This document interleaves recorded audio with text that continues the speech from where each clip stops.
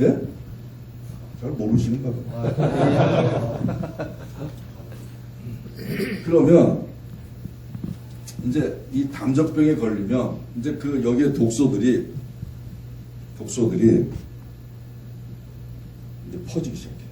위하고 장에. 이제 제가 이 장은 들고 있을 수 없어서 이 장에도 마찬가지입니다. 장이 있다고. 거기서부터 이제 음식이 소화되고 분해된 것들이 이제 크루드화한 거 올려줘. 그런 것들이 이제 문맥을 통해서 간으로 가고 림프를 통해서 흉선으로 가서 면역 물질 만들고 피 물질 만들고 그러는 거예요. 그게 다 우리 몸을 이제 지탱하는 원료들이죠. 근데 그런 것들의 성상이 결정이 돼요. 그래서 만약에 이게 썩은 독소들이 아까 있었다면 그것이 어떻게 해요? 섞여서 가는 거예요. 그 썩은 물질을 제가 담이라고 이제 이름을 붙였습니다. 이게 굉장히 중요한 개념이라고 볼 수가 있는데요. 이 담. 여러분들은 아마 담이라는 얘기를 가끔 씁니다.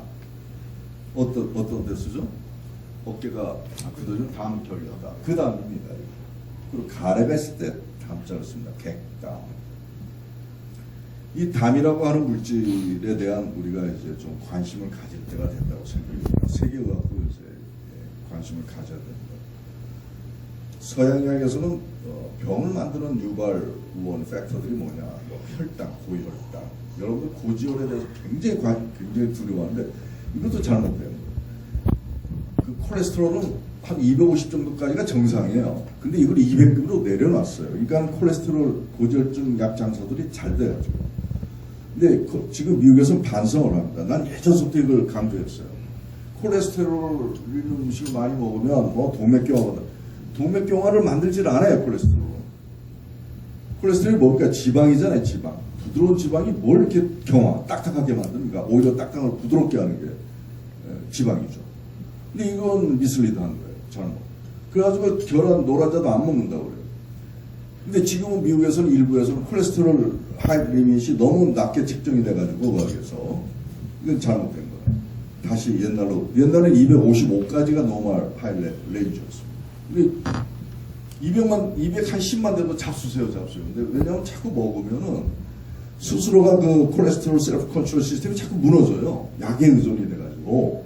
그게 좋은 게 아닙니다, 사실. 그래서 이것에 대한 새로운 제가 그걸 알려드리는 것도 중요할 것 같아요. 그걸 굉장히 위험하게 생각하니까. 근데 사실 그렇지 않아요. 근데 서양에서는 글루코스라든가 포도당이라든가 아니면 혈당이죠. 그리고 콜레스테롤이라든가 그 다음에 요산이라든가 아니면 프록스테라든가 페인 물질 뭐 이런 여러 가지 물질들이 병을 만든다고 하는 병 유발 원인들에 대한 팩터들에 대해서 제시를 합니다. 그런데 담이라고 하는 개념은 없어요. 근데 담이 연구를 해보니까 모든 병의 원인이 된다. 당뇨도 담이 만들고, 하이 콜레스테롤도 담이 만들고, 동맥경화도 담이 만들고, 치매도 담이 만들고, 암도 담이 만들고. 그래서 우리 한의학에서 십병구담이라고 얘기합니다. 십병구담이라는 말은 들어보셨어요? 병이 10개면 9개가 담 때문에 생긴다는 것을 옛날 선현들이 다 말씀하셨어요. 근데 담에 대해서 우리가 그동안 간과해요. 정확하게 이게 무슨 물질인지 몰라요. 이게 담이 뭐냐면 우리가 음식을 이렇게 여러분들이 자시면 음식을 만약 빨리 먹어서 많이 자셨다고 칩시다. 그러면 위장 안에서 음식이 다 분해가 안 되겠죠. 그럼 이제 찌꺼기가 남죠. 그럼 찌꺼기가 여기서 어떻게 되냐면 부패합니다. 위하고 장에는 아주 굉장히 많은 그 미생물들이 살고 있기 때문에 그리고 더 더워요. 그래서 금방 부패해요. 그러니까 음식 찌꺼기 썩은 거, 그 다음에 대변, 숙변 같은 것들이 썩은 거, 굉장히 상상만 해도 굉장히 더럽잖아요. 냄새나고. 그걸 담이라고 해요. 이 담이 조금 더 좀 어떤 물질하고 좀 비교를 해서 이해하시게 한다면 이 프라크 있죠, 프라크. 이 몸에 우리가 음식을 먹고 양치를 안 하면 찌개가 끼면서 오랫동안 놔두면은 부패하면서 냄새나는 그런 물질이 생기는 거를 덴탈 프라크라고 해요. 프라크라고. 그거나 비슷하다. 그거보다 더 썩은 게 담이다. 이렇게 생각하십니다. 썩으면 눈에 안 보입니다. 그 담을 얘기합니다. 그 담이 위장에서 빨리 먹고 과식하고 막 이랬을 때 얼마나 많이 생기겠습니까? 그 담이 이제 피 속에, 림프 속에 뛰어다니면서 우리 몸에 끼기 시작합니다. 굉장히 중요한 문제예요. 여기 끼면 굳어지는 거예요. 일단 담이라고 하는 물질이 끼면 조직은 굳어져요. 그래서 여기가 우리가 굳어질 때 담 결렸다는 말을 했던 겁니다. 근데 그 담은 바로 위하고 장에서부터 파급이 됐다. 다른 게 없어요. 내가 운동을 해서 모니터 많이 써서 그게 아니라 막 빨리 잡수고 가식하고 그래서 생긴 그 담 독소가 피를 통해서 어디로 가냐면 그 사람이 약한 데로 갑니다. 뇌로 가면 두통 만들고 어절죠. 일로 가면 여기가 다 굳어지고 이렇게 되더라는 거죠. 그래서 담이라고 하는 것을 연구해 보니까 담이 있으면 피 속에 담이 있으면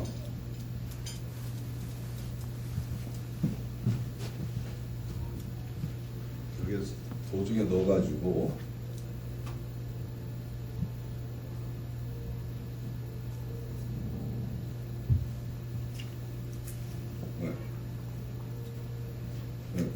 그 담이 있으면 왜 굳어지느냐? 이 토라크가 잇몸에 끼면 치석 만들잖아요. 그럼 이상하죠. 어떻게 치석 만들까? 그 몰랑몰랑한 냄새 나는 거긴 하지만 그런 것들이 주어지게 끼면 왜 돌이 될까? 치석을 만들. 그게 잇몸으로 담이 스며들면 걸쭉하니까 지나가는 피 속에는 인도 있고 칼슘도 있고 여러 가지 무기물질도 있고 응집 요소도 있고 많아요. 피 속에. 그런 것들이 지나가다 걸리는 거예요. 그러면서 딱딱하게 만들어요. 그게 담석도 그렇게 해서 만들어지고 이석도 만들어지고 신석도 만들어지고 돌이 다 그런 담피가 있을 때 만들어지더라고요. 그게 굉장히 중요한. 그리고 담이 있으면 담이 있으면 담피는 걸쭉하니까 자꾸 혈관에 껴가지고 이렇게 막아요. 혈액순환. 그래서 손끝 발끝이 저리고 뭐 이렇게 마비가 오고 그런 것도 없고 근육이 끼면 다 굳어지고 그 다음에 또 그 담피가 있으면 균이 잘 생겨요. 더러우니까. 그래서 피부에 끼면 그 안에서 벌레도 생기고 기생도 이런 여러 가지 세균도 생기고 그래서 피부병, 아토피나 지루성 만들고 아무튼 더러우니까 자꾸 균 만들고 걸쭉하니까 혈액순환 막고 또 활성산소 많이 생기고 뭐 하는 등의 많은 병들을 만들어내요. 그때서부터. 그러면서 어떤 병을 만드냐면은 이렇게 보면은 이런 병을 만듭니다. 담병이 바로 두통, 어지럽증, 피부질환, 위암대장암, 협심증, 당뇨, 자궁질환, 배체트시병, 관절, 동맥경화. 동맥경화를 혈관이라고 하는 것은 이렇게 혈관 가늘인데요. 그거를 보면 이렇게 늘어났다 줄었다 합니다. 우리가 막 승분하고 운동하고는 막 혈압이 오르잖아요. 그럴 때 혈관이 싹 늘어나주면 혈압이 많이 안 오르죠. 근데 혈관이 딱딱해진다는 거예요. 그게 동맥경화죠. 근데 동맥경화 원인을 자꾸 서양에서는 콜레스테롤 오리진으로 봤다. 근데 그게 아니었다는 거예요. 콜레스테롤이 많으면 끼기는 해요. 기름때 끼듯이 끼기는 하는데 굳어지진 않습니다. 이해가 되시죠? 근데 담이 끼면 딱딱해져, 혈관이. 안 늘어나. 그래서 자꾸 혈압이 오르고, 그 다음 너무 딱딱하면 터지기도 하고. 이래서 무섭다는 게 동맥경화죠. 근데 그 동맥경화의 주범이 바로 콜레스테롤이 아니고 담이었다. 중풍성. 아무튼 이런 당뇨도 뭐 얘기하자면 이제 기니까요. 다 이 담이 만들어내는 그 인슐린 저항성 같은 거 이런 것들이 다 그 담이 의해서 됩니다. 그래서 굉장히 많은 병을 유발한다는 것이죠. 근데 제가 이 연구를 하면서 새로운 사실을 또 알게 됐는데 아마 여기 계신 분들은 나는 이제 소화가 잘 되니까 담적증은 괜찮겠다 이렇게 생각하시는 분들이 많으실 겁니다. 그런데 그런 분들이 더 무섭다는 사실도 알게 됐어요. 저한테 오는 환자가 나오는데 26살 드신 여성분인데 막 여드름이 가득 찼더라고요 얼굴에. 그러고선 와가지고 자기가 여드름 때문에 온 게 아니라 우울증 때문에 왔더래. 두통 어지럼증. 그래서 뭐 소소한 우울증, 그 두통 어지럼증, 체력이 저하되고 그다음에 굉장히 온몸이 다 자기가 안 좋다고. 그래서 여기저기 다 다녀봤대요. 피부과도 다니고 신경과도 다니고 소화기내과도 가고 정신과도 다니고 다 다니고 한약 보약도 먹고 했는데 아주 안 된다. 그래가지고 회사에 이제 사표를 내고 좀 쉴 수밖에 없다고. 도저히 일을 못해. 근데 그 환자가 왔는데 이 환자가 보니까 내가 얘기했던 아까 그 담적병인 거예요. 저희 병원에 그 담적병 진단은 진단기가 있습니다. 유일하게. 해보니까 위하고 장에 독소가 꽉 차 있는 거예요. 그래가지고 치료해줬더니 한 3주 정도 지난 다음에 와서 보니까 여드름이 싹 들어가 있더라고요. 얼굴이 맑아졌어. 그러면서 제가 두통도 없어지고 다 없어졌는데, 그래서 고마워해야 되는데 내 자리 앞에 딱 앉더니 나한테 항의를 하는 거예요. 선생님 치료해서 몸은 가볍고 다 좋긴 한데 부작용이 하나 생겼다는 거죠. 아니 무슨 부작용입니까? 소화가 안 된다는 거예요. 이상하다. 나는 위장 소화 잘 되게 하는 전문가인데 왜 이 사람은 소화가 안 될까? 한번 얘기해보라. 그랬더니 자기는 평상시에 라면을 5개를 먹고 산대요. 그리고 폭식을 하는데 한 번 먹을 때 반솥 이상을 먹어야 속이 된대요. 그래서 엄청 먹는 거예요, 이 여자 환자들이. 근데 소화가 그렇게 잘한다. 자기는 소화 증상 하나만큼은 최고라. 근데 선생님 치료받고 나서 소화가 안 돼. 이게 웬일입니까? 근데 내가 이제 생각하면서 알게 된 사실이 뭐냐면, 또 하는 생각이 있어요. 이 사람도 이제 저 친척분의 한 사람인데, 이 사람이 52살이에요. 근데 검사할 때 여전히 담적병이에요. 제가 그 위장 외벽이 담으로 굳어졌다 해서 담적병이라고 새로운 위장병에 이름을 붙인 건데요. 그래서 이제 위장 나쁘니까 소식하고 옹시조절하는데 이분이 한 90kg 되는 남자예요. 자기 위장 너무 좋아서 돌도 소화시켜서 내가 얘기하는 게 그때서부터 다 불신이에요. 안 들어. 중풍 걸릴 거라는 얘기도 안 듣고 음식 조심하라는 얘기도 안 들어요. 자기는 위장 너무 좋다는 거예요. 소화 잘 돼요. 근데 당신 위장 안 좋다는 거지 않아요. 그래서 중풍 걸릴 것 같아요. 우리 그 검사 진단기에 보면은 담적병도 나오지만 나중에 중풍 걸릴지 치매 걸릴지도 나와요. 그 독일에서 만든 기계인데 예측을 해줘요. 근데 그걸 해보니까 중풍 가능성이 높아서 했더니 안 하더라고요. 이 사람이 엄청 먹습니다. 술도 많이 먹고 폭식하고 소화 잘 돼요. 근데 딱 1년 만에 중풍 걸렸어요. 그래서 몸무게 90kg짜리가 완전 마비가 오니까 대소변을 받아내야 되는데 대소변 받아냈습니다. 근데 10년 살다가 돌아가셨어요. 화장실에서 너무. 그러니까 가족들이 엄청 고생했습니다. 딱 1년 만에 저렇게 중풍. 근데 이 사람들 보면 굉장히 건강해요. 밥 잘 먹고 체력 좋고. 근데 음식 관리 안 해요. 근데 이게 왜 이런 연구가 뭐냐. 알고 보니까 위장에는 경보 시스템이 있다는 걸 알게 됐어요.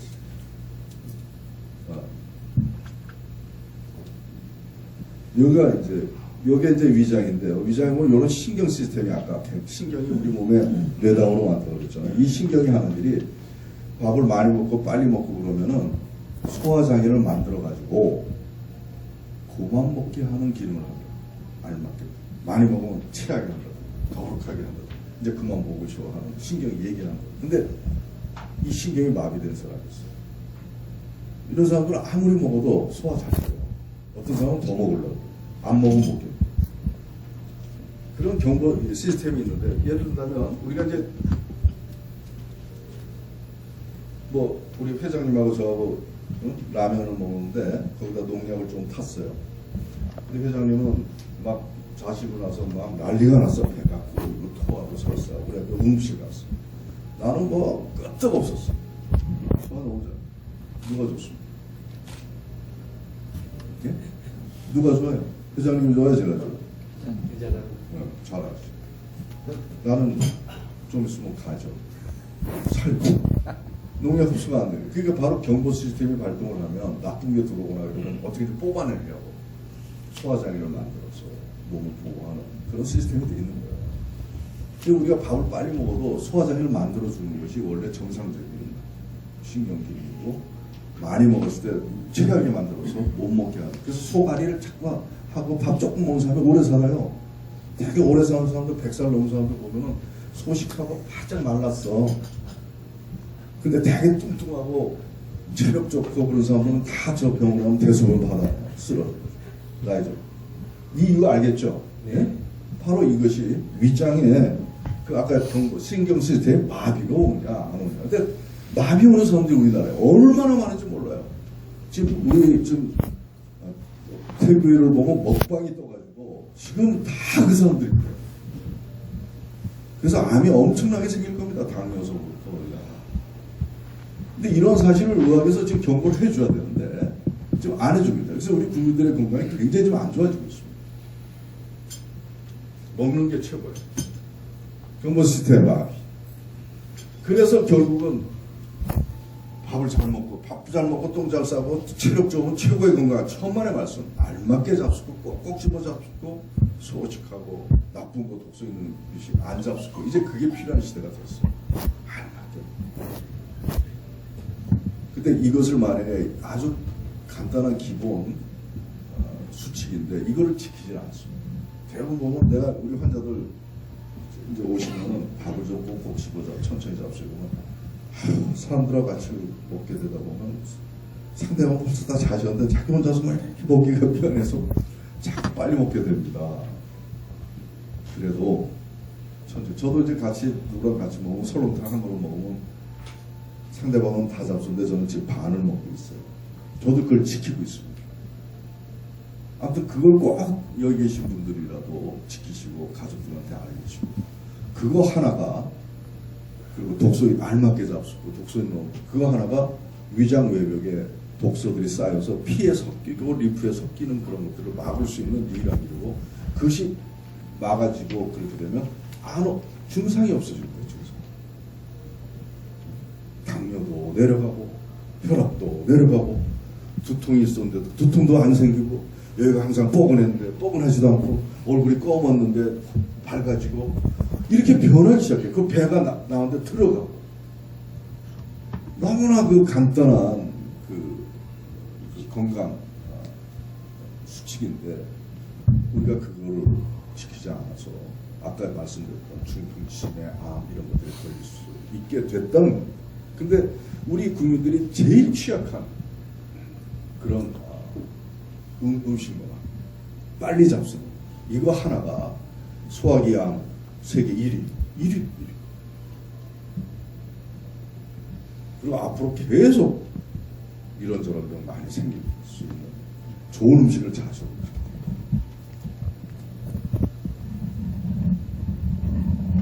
제가 요 강의는 그 내용을 제가 드렸고 책도 드렸으니까 책은 한 1시간 반에서 2시간 다 볼 수 있어요. 제가 아주 알기 쉽게 썼기 때문에 전문가들은 대상으로 쓰질 않았어요. 그래서 우리 국민들의 건강을 위해서 좀 출판사에서 좀 쉽게 쓰자 그래서 쉽게 썼으니까 한번 보시고요. 삶에 적용해서. 그리고 제가 한 10분 정도 더 얘기할 거는 이게 사실은 많은 내용인데 이걸로 넘어가는데요. 이겁니다. 지금 여기 계신 분들이 이제 또 융합에 대한 좀 관심을 가지시고 하시는 분들이라고 생각하고 있기 때문에 제가 아까 서두에 말씀드렸지만은 우리 한국이 지금 성장 동력이 많이 떨어졌다고 그래요. IT든 뭐 조선이든 철강이든 뭐 자동차든 그런 뭐 경쟁 국가들이 많아지면서 좀 예전 같지 않고 그래서 자꾸 새로운 성장 동력을 찾아야 된다는 그런 것들도 있고 그래서 자꾸 의료 쪽에서 없냐 이렇게 좀 정부에서도 얘기를 하고 그래서 제가 이거를 그 2014년 말에 국회에서 제가 한번 연설했던 내용입니다. 이거는 앞으로 이제 우리나라 의학은 이제 의학이 세계 의학의 중심이 될 수 있고 그것이 사실 의학 산업이 IT 산업보다 훨씬 커요. 사실은.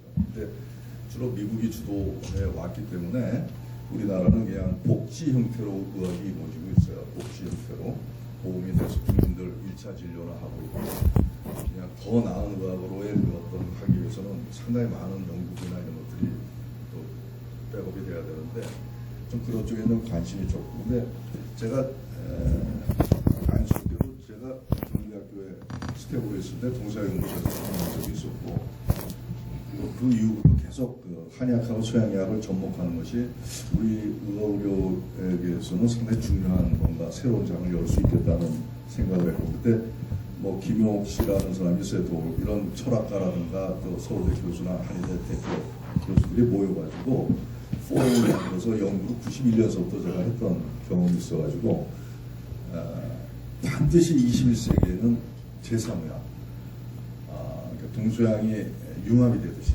지금 융합이 되는 시대잖아요.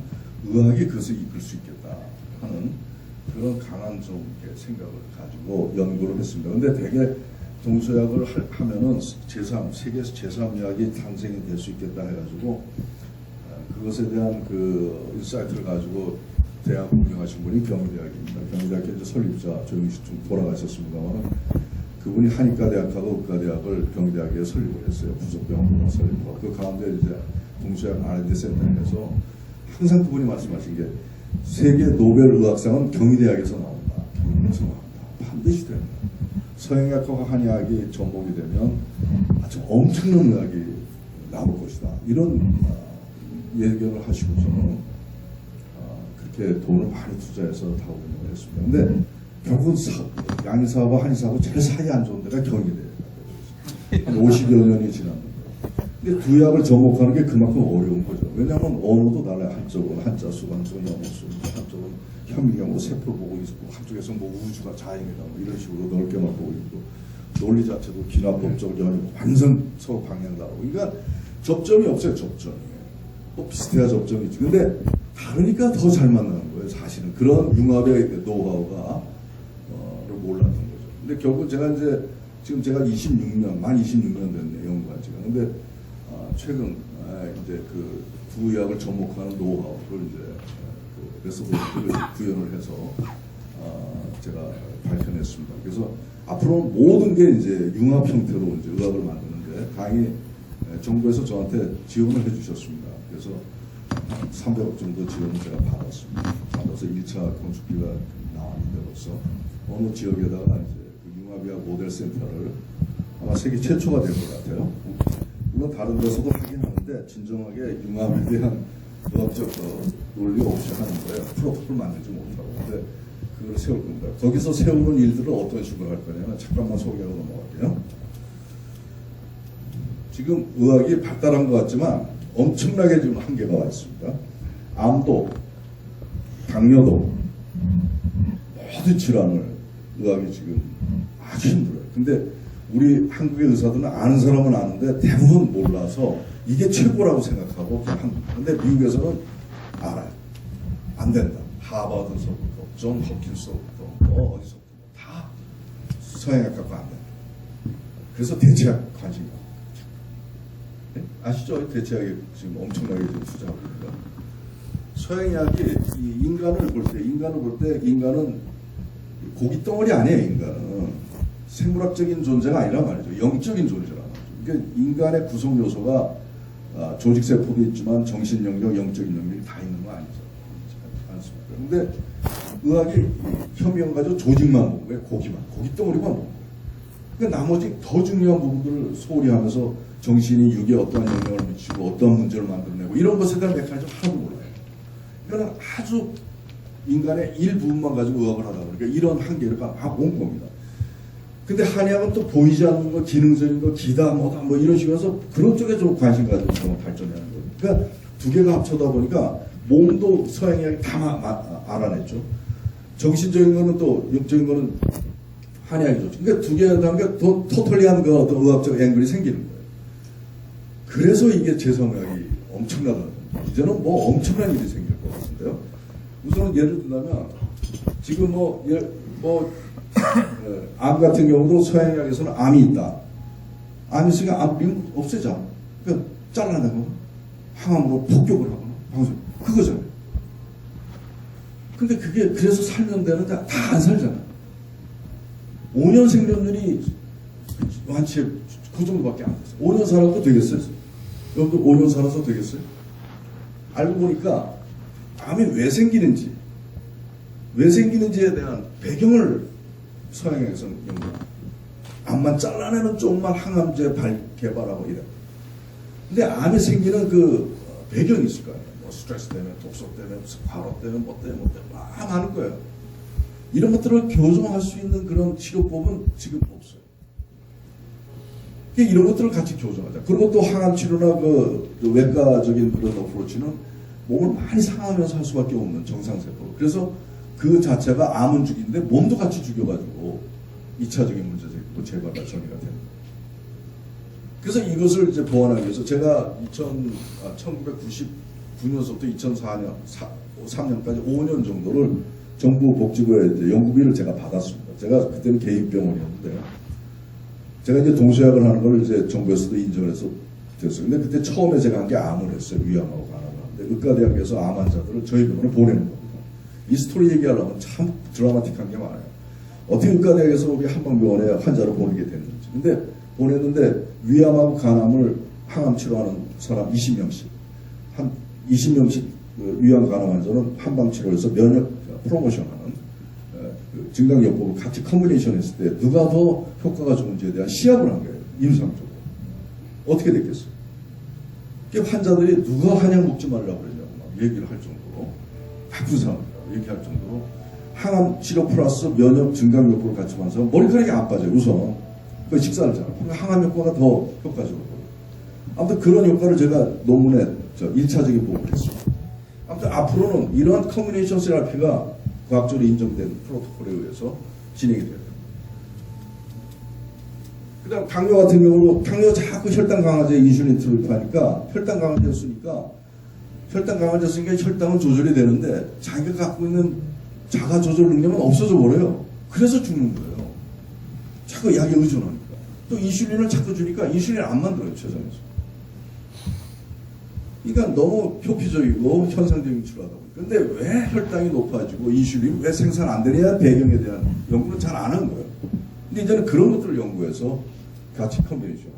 그러면 인슐린 안 맞아도 되고, 혈당 강화제 먹는 사람은 음식과 운동과 식습관만 조심하면서 하면 조절이 돼요. 약이 있습니다.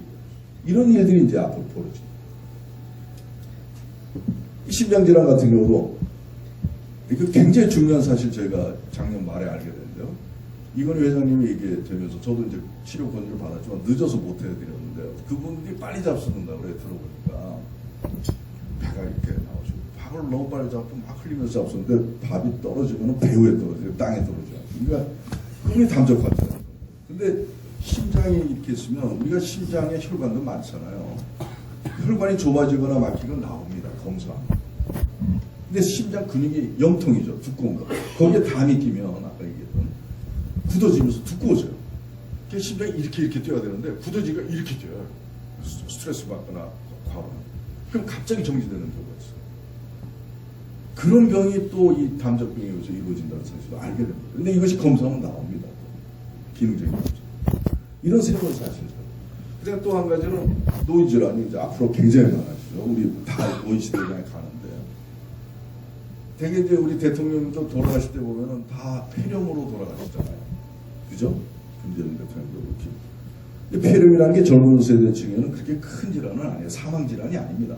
아주 좀 애시브하게 항생제나 이런 걸 쓰면은 이길 수 있는 그렇게 큰 질환이 아닌데 노인들은 돌아가십니다. 알고 보니까 미국 서양 의학이 생산 세대층에 맞춰서 모든 약과 이론이 형성이 됐어요. 나이 70세 이상의 퇴행성 변화를 일으키는 병이 진행이 되는 그런 질환에는 약이 없어요. 그러니까 폐렴이 아무래도 연세 드시면 면역 기능 떨어지고 다 떨어진단 말이에요. 근데 폐렴이 걸린다 해서 젊은 사람들 쓰듯이 상생제를 씁니다. 근데 젊은 사람들 면역 시스템이 이만큼 갖춰져 있는데 연세 드신 분들은 요만큼밖에 없거든요. 그 항생제에서 면역 기능이 없어져 버려요. 그러니까 폐혈증이 생겨요. 제가 이걸 얘기하면서 앞으로 노인 환자들이 굉장히 많아지거든요. 근데 이러한 그 면역기를 올려주면서 치료할 수 있는 길이 없단 말이에요. 제가 아주 비근한 예를 좀 내가 발표했었는데, 제 친구의 어머님이, 뭐 이제 돌아가실 때 됐다고 전화 왔어요. 제주도에 사는 친구, 뭐 제주병원인가 거기 입원하는데, 이제는 임종을 할 때가 됐으니까 폐렴이었어요, 그분이. 그래가지고 이제 폐혈증이 왔으니까 마지막 가족들을 좀 모여서 준비를 하라고. 그러면서 이제 그분 나이가 91살인가 그랬습니다. 그러니까 뭐 병원에서도 이제 손을 놓고. 근데 전화가 왔어요. 지금 어머니 돌아가실 때 가족들이 다 제대로 모이고 있는데 마지막 방법은 없네. 그래서 그래 내가 보진 않았지만 우선 내주겠다. 그 약을 그냥 급하게 해가지고 보냈어요. 근데 이 중간에 전화 연락이 없어요. 그래서 돌아가셨나? 돌아갔으면 전화가 분명히 올 텐데. 근데 한 달쯤 있다 전화 와서 어머니 어떻게 됐어? 그랬더니 지금 밭에서 일하신다고. 근데 지금 95살이거든요. 아직도 건강하게 사세요. 이게 새로운 의학의 아주 열매. 바로 이런 물론 폐렴에 대해서도 어느 정도 항상 써야 되겠지만 면역 기능을 죽지 않도록 하는 치료법이 같이 컨비네이션 돼야 된다는 거예요. 이게 바로 제3의학의 가는 길입니다. 아무튼 이런 의학을 하게 되면 바이러스지나 뭐 지카 바이러스다 뭐다 뭐 메르스다 뭐 이런 거 다 하면은 바이러스만 죽이는 약만 개발해가지고 그 사람들 1조 2조 팔아요. 제약회사. 근데 바이러스라는 건 환경병이기 때문에 환경이 자기하고 맞으면 증식을 한단 말이에요. 메르스 같은 경우는 덥고 건조한 기온에서 잘 자라는 바이러스고 인플루엔자 바이러스는 추울 때 잘 자라고. 그런 바이러스의 그 증식 환경을 개선해 줄 줄 가면 바이러스가 지가 머리가 좋기 때문에 바이러스는 머리 좋은 세균이거든요. 지네들이 나가요 그냥. 뭐 이런 새로운 어프로치가 필요한 의학이 필요하다. 돼야 된다. 아무튼 이런 식으로 해서 뭐 아무튼 새로운 의학을 만들어 나가는 작업을 한 겁니다. 근데 이제 강의를 좀 정리해야 되겠죠. 제가 그동안에 이제 한 10가지 질환 정도 가까운 거를 이제 연구를 했어요. 그래서 뭐 이거 중풍에 대한 그겁니다. 프로토콜. 암이라든가 바이러스 간염. 우리 한약이 간에 안 좋다고 양성을 자꾸 뭐라 그러는데 사실은 간에 엄청 좋아요, 한약이. 제가 또 간 전문가이기도 하고. 간 경화가 노멀 간으로 갑니다, 사실은. 근데 이게 참 많이 오해를 많이 받아가지고 제가 간 전문가인데 간 환자보다는 위장 환자가 더 많아요. 알레르기성 비염. 이거 양반에서 치료 안 되는 걸로 돼 있어요. 책에 나옵니다. 알레르기 질환은 안 된다고. 그래서 자꾸 알레르기를 유발하는 인자만 교정하는 쪽으로 자꾸 간단 말이에요. 근데 알레르기 질환은 호스트의 문제예요. 자기 문제가 있는 거예요. 자기 컴플렉스가. 그래서 치료의 시각을, 타겟을 바꾸는 거예요. 알러지를 유발하는 균에 맞추지 말고 알레르기 과민 반응을 하기에는 자기 부족한 점을 보완해줘서 과민 반응이 안 생기게 하는 쪽으로 다시 재해석해서 들어가자 말이에요.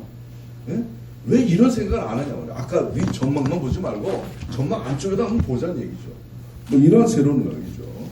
뭐 아무튼 류마티즘 관절염, 치매 같은 경우도 치매도 알츠하이머에 대한 이 있습니까? 아세틸콜린 촉진제만 쓰지. 예? 파킨슨이나 이런 것도 도파민이라고 하는 신경 유도물질만 자꾸 줘버리지. 알츠하이머가 왜 생겨요? 왜 세포가 굳어지고 뇌세포가 굳어지고 왜 뇌세포가 쪼그라들고 왜 그 시냅스의 그 정보 소통이 왜 안 되느냐에 대한 배경을 찾아가지고 개선해주면 치매도 막을 수 있는 문제가 아니냐 말이죠. 아무튼 이 정도로 하겠습니다. 제가 시간 때문에 저도 이제 좀 더 환자를 보러 이제 밥 먹고 살아야 되니까 이제 제 강의는 이런 정도로 이제 하는데 제가 오늘 말씀